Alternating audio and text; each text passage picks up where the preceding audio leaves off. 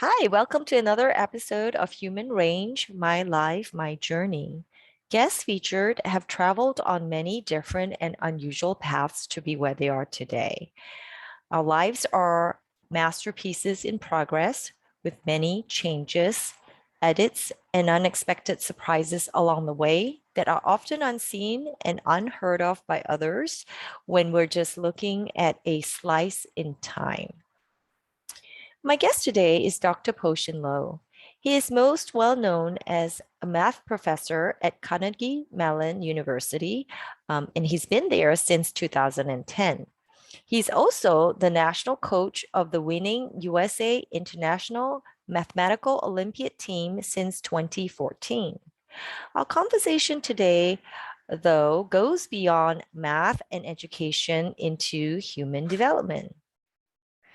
Well, hello, Poe. Thank you for taking time out of your busy schedule. I think you're in a dorm right now, and just let us know where you are and what are you doing now at this Oh, moment. terrific. Yes, it's a real pleasure to talk to you again, Lynn. A real pleasure to talk to you again, Lynn. And I'm actually here in a dorm because the National Math Olympiad training program is starting today. This is the program for about 60 top high school math students across the entire United States. And we come together to learn more mathematics, I guess. And I also go and move in and I live in the same area as all of the students, which is why I've moved back into a dormitory. And where is this? Like, where are you physically located? Oh, I'm physically back at Carnegie Mellon University now. All right. So, thank you for being on our show. And one of the things I really want to talk about would be, hoping you could, you know, clarify the misconception. A lot of people think mathematics is very sort of like it's right or wrong. It's very structured, and it's sort of the opposite of creativity and out of the box thinking. And from what I understand from you, that is totally not the case. Oh, absolutely. I think math is one of the most misunderstood subjects. Where when I say misunderstood, I don't only mean that people have difficulty doing it. I mean people misunderstand what's the purpose of it.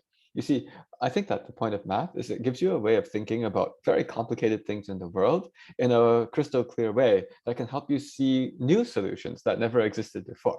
Now, a lot of times when people go through math, they're just doing what's in the textbook. So they might actually focus just on learning a method that somebody else has showed them, practicing it 20 times, and hoping to remember it when the test comes. But that's actually the boring thing to do. I don't like that either. I actually found that the math, if you learn it in a totally different way, it will teach you how to look at any problem in the real world and suddenly think, how do I get around this? I mean, let me give you even a practical example. I'm running a math camp right now. I'm running a camp right now.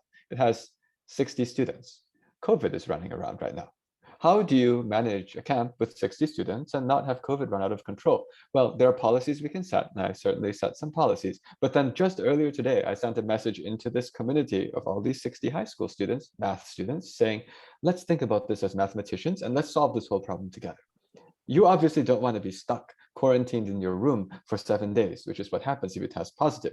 Let's think about the physics of the virus. Let's think about the fact that the virus spreads around in a room. If you're going to put 50 students in a tiny little room with no ventilation, look at the cubic feet of air in that room and just think if there's, 5% positivity in the United States, whatever it may be, it's not that high. But if there's some positivity, what will happen to all the people in that room? I'm just explaining that actually, if you're trying to solve a real problem called don't want to get COVID in the next month, well, you can start to break it down and start to think about all of the relevant mathematical parameters. And that's why I pointed out to all the students, the volume of the air in your room is really important. If there's bigger volume of air, it will take longer for all of those particles to come out of a person and saturate the air. Basically, if your volume of air becomes 1,000 times as big, then it takes 1,000 times as long for a person to inhale enough particles to get sick. And it's easy to get 1,000 times the volume. You times 10, times 10, and times 10. That's nothing. It's just called move into a large atrium. And you got 1,000 times as much air, and it'll take 1,000 times as long to get sick. 1,000 is a long time. But I'm just explaining like these sorts of thinking. This is actually using math. I just used math. I just said 10 times 10 times 10 is 1,000. And if I want 1,000 times the volume of the air, it's easy. Just 10 times each of the dimensions. And If you go through learning math in a way which focuses on thinking about these kinds of things, then you can approach any problem in the real world and see, crystal clear, that's how I solve it. I want 1,000 times reduction in my chance of getting COVID. Easy, just 10 times each dimension. Yeah. Thank you for sharing that. So, as you were talking about the uses of math in real life, one of the things that, if you could address that, that would be great, is that there are students that are, not very good at the math facts, at that fast calculation part. And in schools currently, there seems to be a fixed sort of way of learning, meaning if you cannot master certain concepts that are considered basic or easier, there's no way for you to then be able to move on to more complicated ways of doing math, taking math, for example. And what are your thoughts in terms of, is mathematical learning sort of linear in that way? And are you utilizing different, really very different skill sets for different types of math? For example, geometry versus, I don't know, like algebra or, other types. Yeah, I've thought a lot about this. I think the reason it's this way is because in a typical school environment, the expectation on the teacher is that you prepare for the topic you're going to teach today. You will teach everyone how to do this particular skill in math. You'll have everyone practice it, and then you will not need to teach this skill again for a very long time. So again, every day you go to class, you prepare to teach this skill, you teach this skill, you practice it hard enough so that hopefully the student doesn't need to see it again this year. Of course, next year there'll be a review and you do the exact same process again. But what I'm trying to say is that in a traditional education setting, basically every single day of class is one where the teacher has prepared to teach a skill in this day of class. They did all of the preparation work to make a lesson plan to teach that skill, and they will teach that skill that day.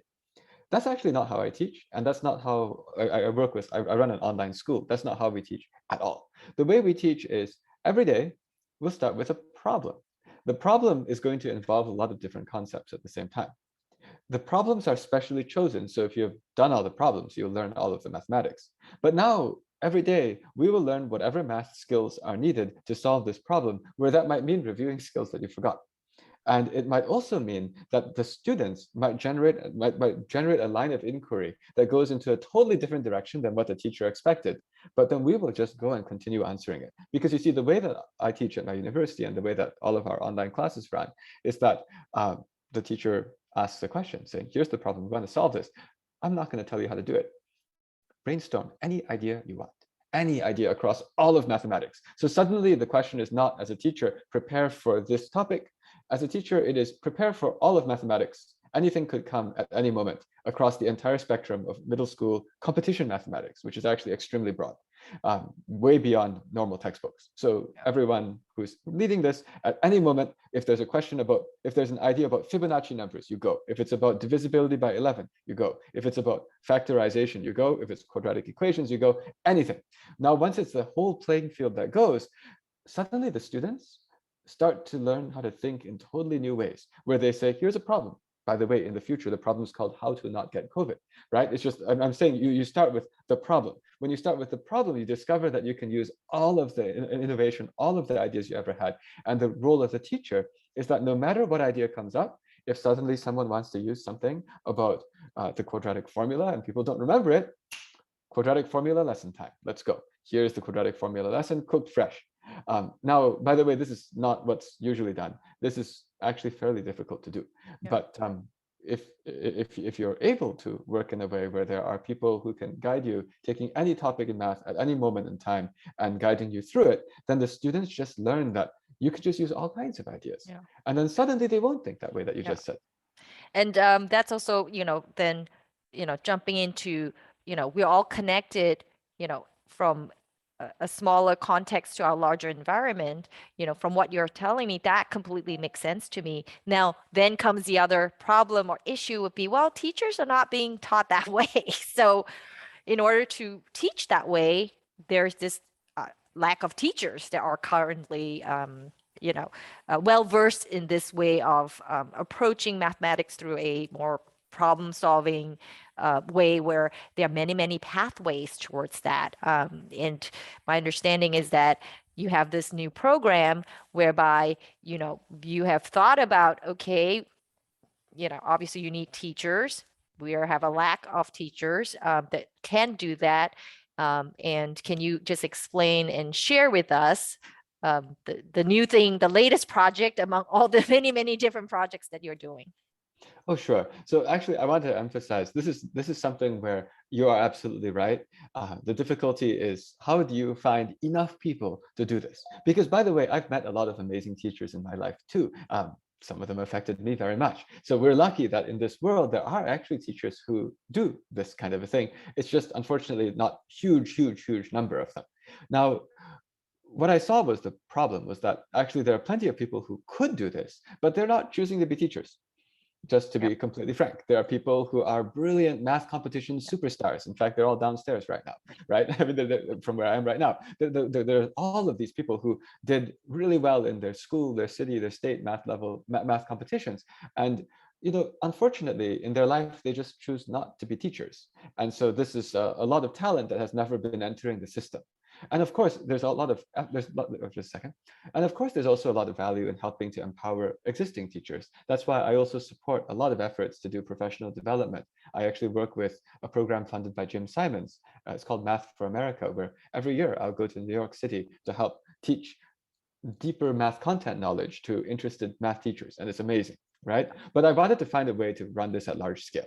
And this idea came from also thinking about what should I be doing with all the people downstairs, right? I'm responsible for these top students in the entire country. And officially, I'm responsible for them from the point of view of some math Olympics, like doing math problems. But I myself was actually one of these people. I can't do subtraction, but about 23 years ago, right? And so I think of all of these as me or my family in some way. And what I saw was that there are plenty of people who were superstars in math when they were in high school, and later on they all got jobs. They all got, they have food to eat. That's there. But some of them had way more fun and success than other people. And I noticed a correlation that the people who had that often correlated with also having extraordinary communication skills, leadership skills, the ability to take any idea here and motivate a team to run with them. Because if you can get people to work with you, you can get more done. That's a very simple concept. Of course, you want to be able to work with people because that multiplies your effort by 1,000 times. So then the point was, how can I help these people build these skills? In fact, my daughter was one of them. So she's 15. She's in 10th grade. So I actually was trying to find ways, how can I help my own daughter who has this math skill? She's also downstairs right now. How can I help her pick up all these other life skills? And then that's how this all feeds together to bring in way more teachers to teach this mathematics in this way. What I did is I started a new online program for brilliant high school math students in the US, where what we do is after you get in, which is highly competitive, after you get in, we provide you with classes taught by professional entertainers on improvisational comedy. We bring in people from my university, Carnegie Mellon, which is one of the top drama programs in the entire world. We bring in those people and they give direct and real-time guidance and feedback to the high school students as they're teaching, because that's actually how they practice the communication. You see, the way this works is that as the high school students learn how to be engaging, they then need to practice it. And the way they practice it is sort of like this, by jumping onto the Zoom. But then they live stream the best live video classes that were ever made for middle school students, because they're bringing both the math content knowledge, they're teaching in this way, and they're also able to captivate attention. And why this works is because while the high school student's teaching, there's actually a drama expert watching. The middle school students don't see this, but the high school student is seeing feedback come in from this drama expert, telling them all kinds of things like, you should smile, or that smile looks a bit weird. Can you adjust it? Right? Like this real-time adjustment to teach you when to use your hands, when to pause. All of these things that go into communication, real time. And now the point is, this creates a win-win situation. Suddenly, for the top high school math students in the country, we're giving them an otherwise unavailable opportunity to learn from Hollywood quality drama professionals, teaching them how to be extraordinarily capable. And the way that they're practicing that is just automatically creating these live video classes, which are taught in this improvisational style. And that causes the middle school students to suddenly get to learn from some really engaging and really intelligent people who can guide them through this thinking in this way. Yeah, thank you for sharing that. So, from what I heard, I think it sounds like the key thing is that your math students are confident with their abilities in math. So that allows them this platform where they're gaining a new skill, right? It's kind of difficult when you're trying to gain like multiple skills to sort of, it's too much.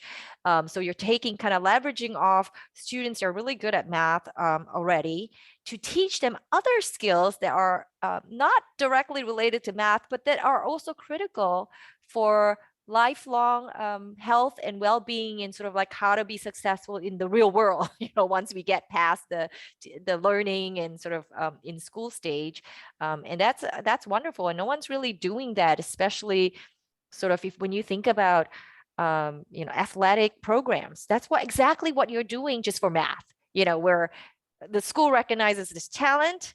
They're thinking, well, in order to grow this talent, you need other tools and other skill sets to complement and really allow this athlete to shine.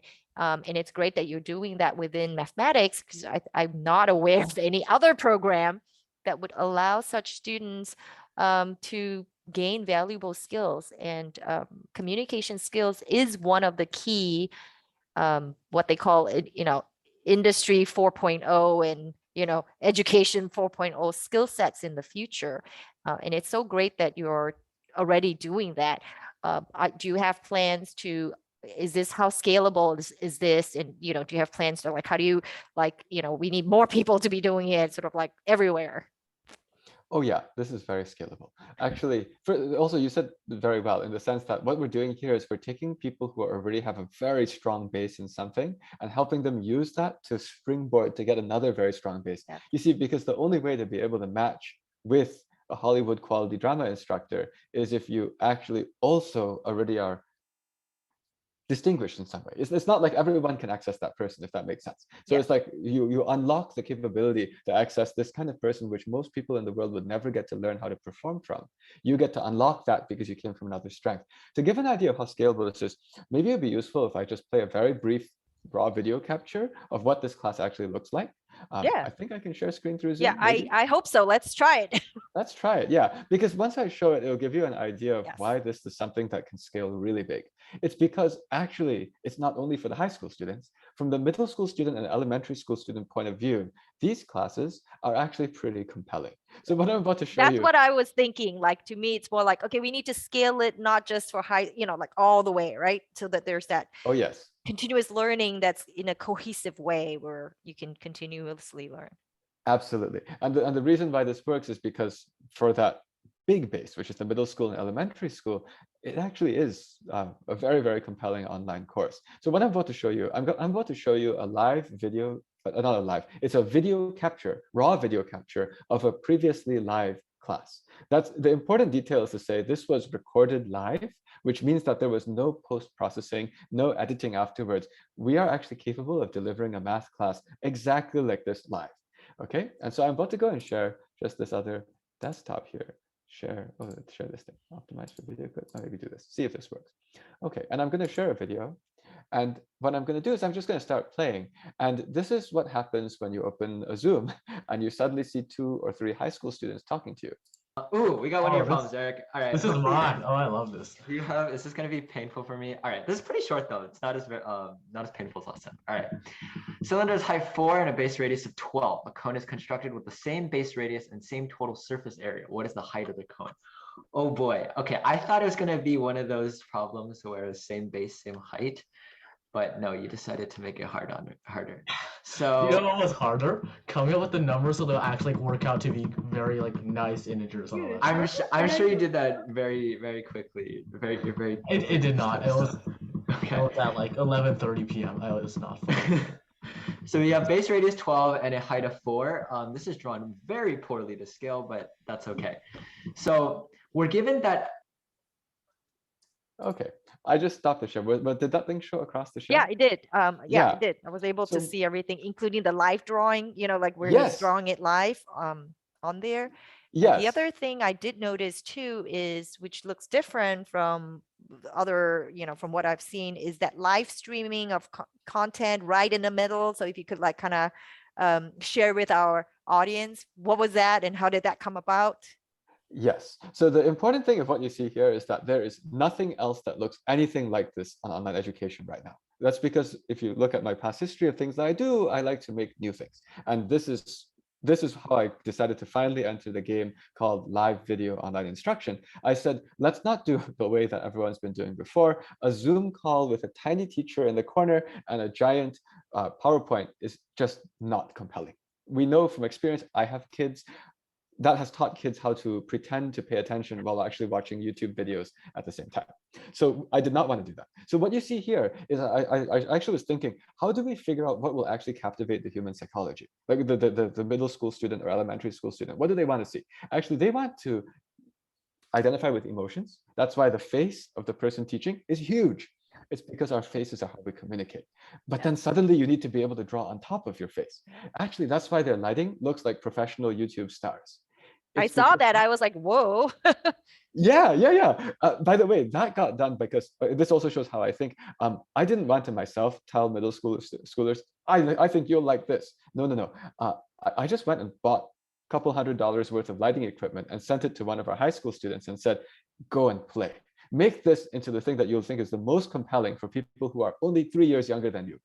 They know, right? They know better than I know. I told you I did the Math Olympiad 23 years ago. Okay, but the point is, we said, let's go and take the same lighting setup of any professional YouTuber. And after we experimented a bit, we found out that the dark lighting, bright writing makes it so that whatever you write stands out, and you also look professional at the same time. Okay, so that was there. But then the other part that I saw was essential was if you're going to try to run a class, you need to have interaction. And I discovered that there is a fundamental flaw with Zoom chat. Actually, anyone watching this, you may already know because we lived through Zoom for like 2 years. But if you see a Zoom chat comment that you don't like, there is no way to delete it in Zoom. In normal Zoom, there is no way, even for the host, to delete a comment that they don't like in the Zoom chat. Now imagine trying to teach a class full of middle school kids without the ability to delete bad comments. That's bad. And that's why some teachers turned off the comments altogether and made it only comment to the teacher and no one can see anyone else's comments. Think about the psychology of a middle school student or elementary school student. You have just removed their capability to be even heard. And so what And they the did, engagement that they're hoping to try to get some, engagement. yeah, they were hoping to get some engagement and they're not even sure the teacher saw it because in the Zoom chat, it's just somehow a little number for the teacher. Half the time I can't even see it if I'm presenting. So, that's a whole other. Actually, you're totally right. So I made this also because when I give a lot of these talks and I just couldn't see it. It's too small, right? And so I said, I want myself a way of seeing it nice and big. And so actually that thing that you saw in the bottom of this live chat stream, that was something that I wrote. I wrote a plugin for Zoom that we use for all of these online courses that enables this entire online school. The students chat to this robot. The robot collects the comments and feeds them into a website that shows on my screen in big font because then I can read it. And 10 seconds later, the approved messages make it onto the main screen. Once you do this loop, if you write a lousy comment, it'll be killed. So then that won't make it. Then there's suddenly no incentive to write lousy comments. Instead, people are just like actively engaging on things that are either productive or at least entertaining and semi-productive. I think it's actually important to enable the second one. If you have it only saying the answer and only saying the math, it's a little bit too dead.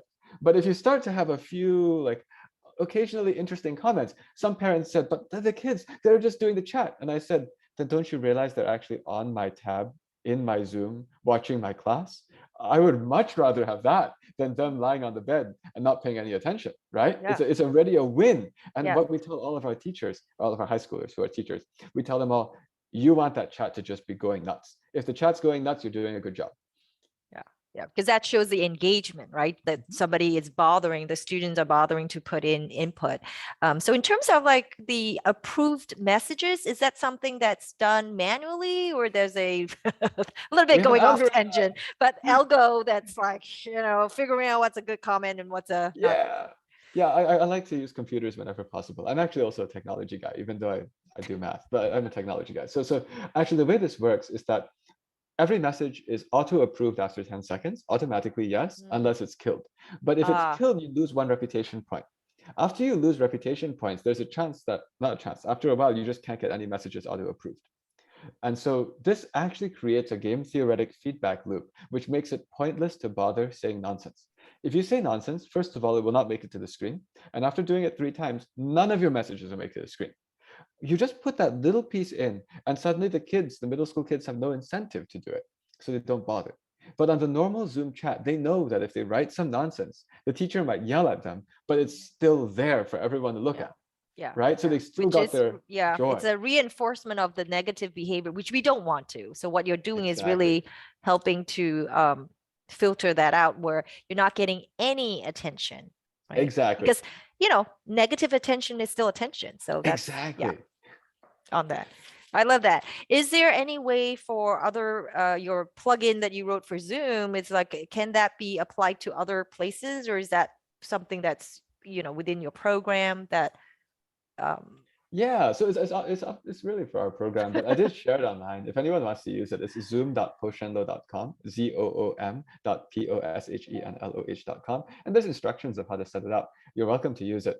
I mean, it does give acknowledgement that it came from us, Yeah, right? of course. So Yeah. And that's we'll my make sure we put it in, when we post it, like the links and stuff like that for people, because I can see a lot of practical applications to that. yes. One of the things we do at Quark is we run parent support groups.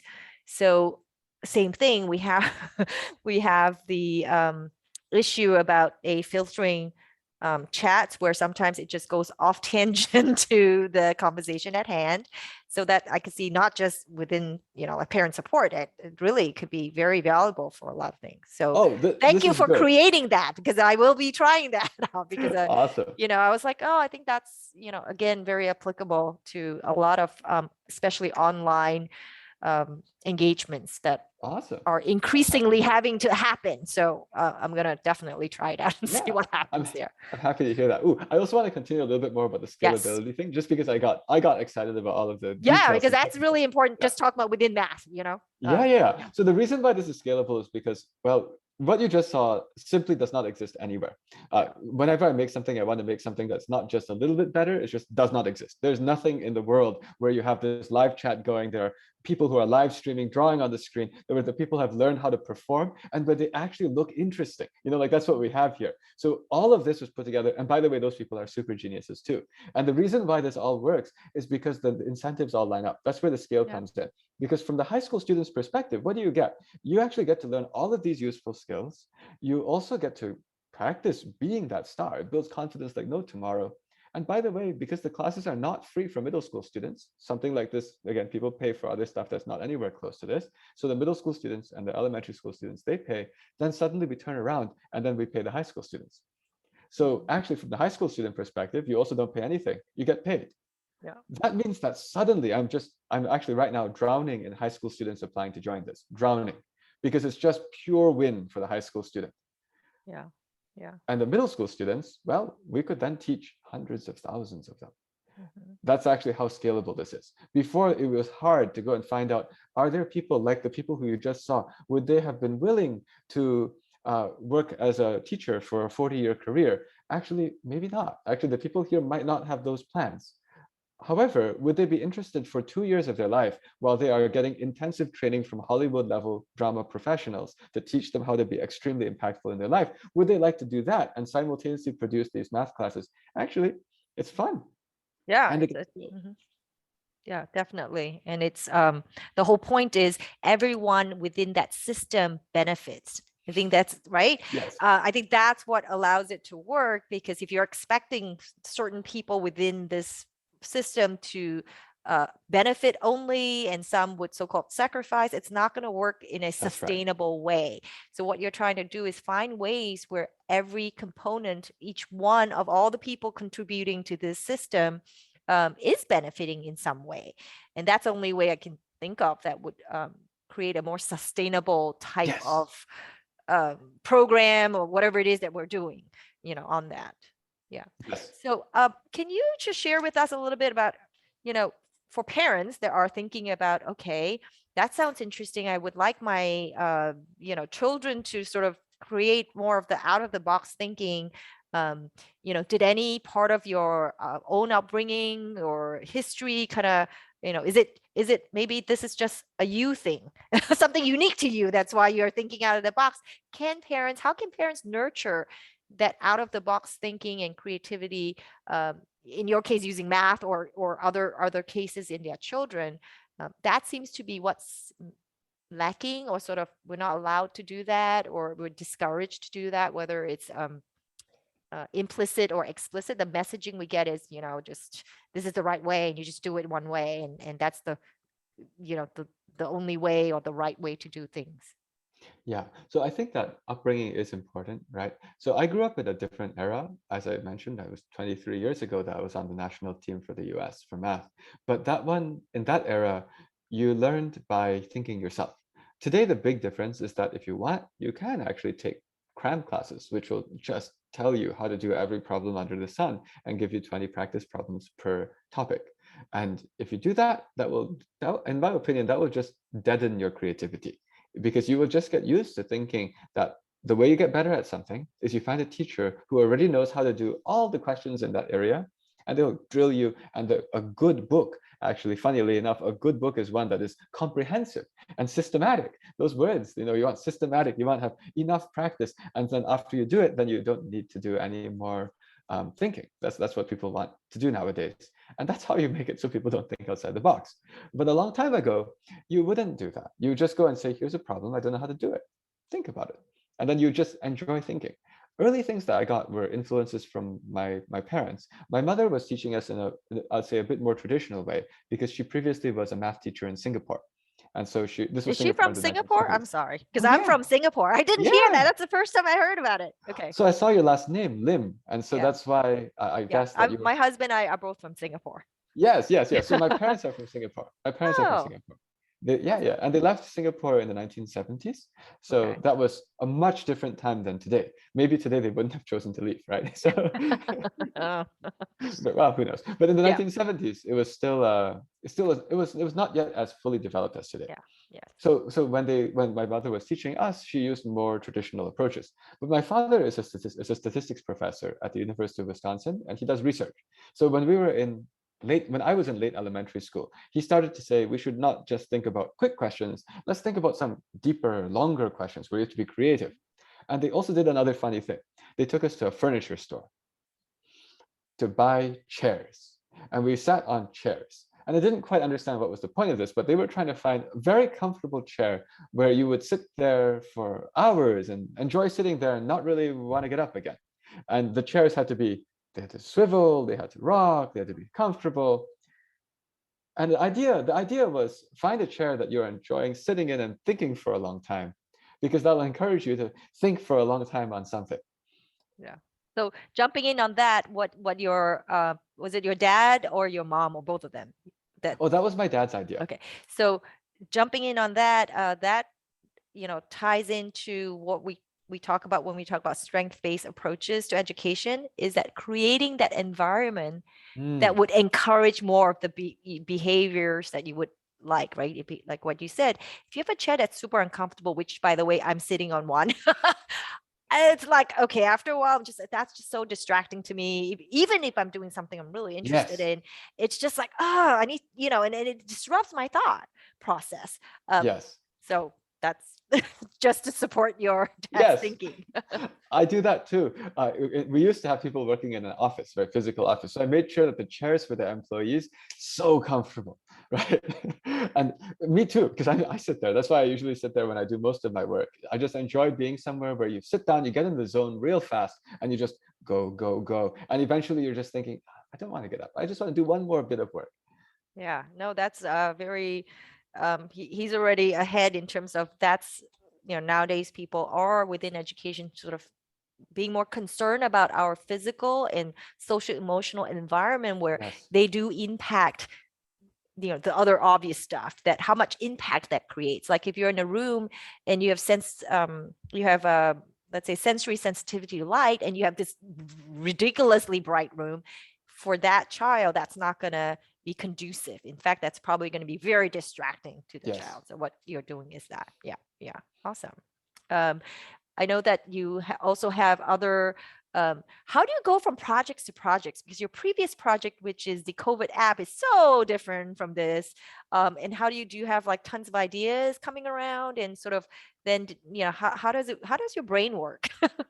I think if you can, the COVID app was something also about incentives. So the brain that I mean, how does my brain work? I like to think about proofs. Actually, the point of math is not just saying, this is what you do, now make sure you can do it.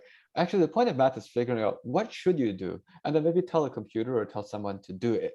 And when you think about that, you have to have an understanding of why each step works. So that's called a proof.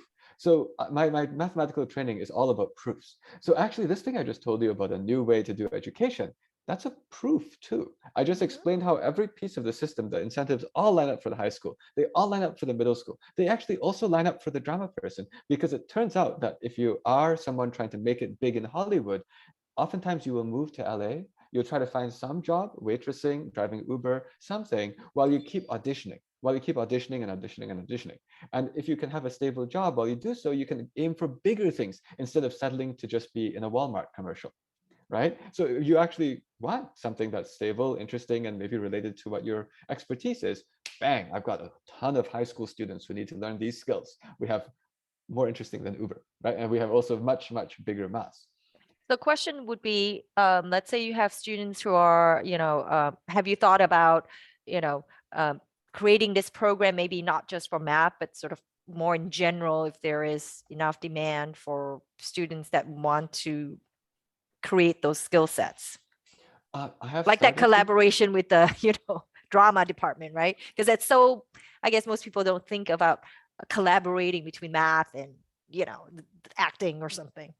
Oh, I'll answer that one. I'll make a comment about that last thing first. So I actually got the collaboration with the drama department because I just walked over to Carnegie Mellon's drama department. I just was chatting with them about something else. And suddenly I thought, hey, you know what? Do your students want internships? We have internships.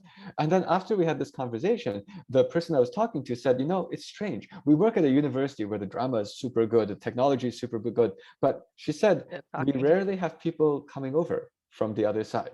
Right. Actually, what she said is she thinks that the people from the other side are intimidated of the drama people. That's what she thought. And there's an element of truth to that. But I think the point is, like, this connecting things. I just want to emphasize building these bridges is actually really valuable. That's where a lot of the breakthroughs happen.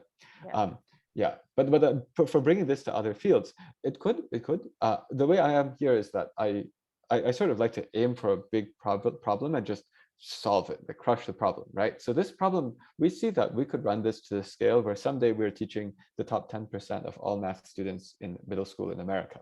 That's actually how big this could go. And so I'm not going to distract too much until we go straight here. I say top 10%, by the way, because if you think about a teacher doesn't have the time in their class to go and hit everyone. So usually the top 10% and the bottom 10% get left out. Bottom 10%, there's special education and there's special programs to address. Top 10%, sometimes there's nothing to address them. And so we fill that. Yeah, and I agree with that. And this seems like a feasible, practical way that's also in terms of resources and costing is fairly, I would say fairly minimal to implement, because students that are in the top of the class and really needing something more can just hop online whenever that's happening, or during their classroom and things like that, and all that. So that's really great. So thank you for joining us. It's like we always have really good conversations, really beyond mathematics and education, but really what we're talking about is about human development. How do we continue to nurture human beings, which we all are, so that we have the skill sets we need to be out there as we progress through life, and through the different stages, like at school, at higher education, at the workplace, and then becoming parents ourselves, to like, how do we go through this whole life? And communication, definitely, regardless of what your strengths are or interest area is, across the whole lifespan, right? Be communicating with your coworkers, with your children, spouse, students, and peers on there. So thank you so much. And do you have any maybe last words about creativity and sort of thinking in this way that you would like to share with our audience? Oh, sure. So first of all, thank you so much. It's a real pleasure to talk to you, as always. But then maybe sharing some things about creativity. I think it would just be to keep trying to think of new ways to do something, because what gives what gives me the confidence to think about it is just knowing that there's a lot out there that hasn't actually been discovered yet. Like these things I was talking about here, is it that far away? Not really. There's already peer tutoring. But what was the twist? The twist was the drama. And it's sort of like take the peer tutoring and merge it with the theater group and suddenly make it so you solve the incentives at the same time. So peer tutoring, by the way, you do because you're a nice person. Or maybe tutoring for money, you do because you want to earn money now. But there's a lot of people who are really good at math in high school who don't want to earn money now. They want to use money to get more skills, right? So the point was just take the thing you've seen here is just taking some stuff that already existed before, but then reassembling it in very unusual ways. And bam, suddenly there's some new system that could scale out, that could teach 10% of the United States of America. But I'm saying this because, well, if you're watching this and you're a young person, or if you're a parent who has young people, the idea is just to know, go dwell on a problem for a while and just keep thinking and brainstorming. And there might be an idea out there that just hasn't been discovered yet, but people just haven't thought hard enough. But once you think of it, then if you're the first one there, you can just add gas and push. Yeah. I love what you're saying. So meaning creativity isn't just on creating something that's totally like from scratch, but creativity also includes what's out there already that's then you're assembling and connecting them in different ways. So there are many different types, and the results could be astonishing, where, based on what you're telling me after them, like, why didn't anybody else think about that? Sometimes, Yes. it's not even, again, it's not that it's not, but it's one of those, Oh, I agree. I agree. I agree. I thought of this and I was like, wait, why hasn't anyone done this before? Yeah. And I think that that thinking of being willing to sort of not have an immediate answer and really not struggling, but really pondering about, how do you solve something, and that it's okay to go through that process. That is part of the learning, to struggle and sort of be like, really thinking, having to think really hard. Seems to be missing nowadays, where it's instant gratification, right? Instant information, instant solution, instant everything. And I think that's really driving us further and further away from this creativity and sort of, how do we solve problems, because real world problems don't have a presented answer. Yes. Which is the opposite of what we're doing right now in schooling, right? We do it the opposite way. We start with the back end, and then this is the answer. We really need to start with the, what do we want to achieve, and then go from there. Great. Thank you so much. Great. And we'll make sure to add in all of your information on our website, and good luck with your dormitory living and also with your students. Thank you so much. Pleasure talking to you, Lin. Thank you.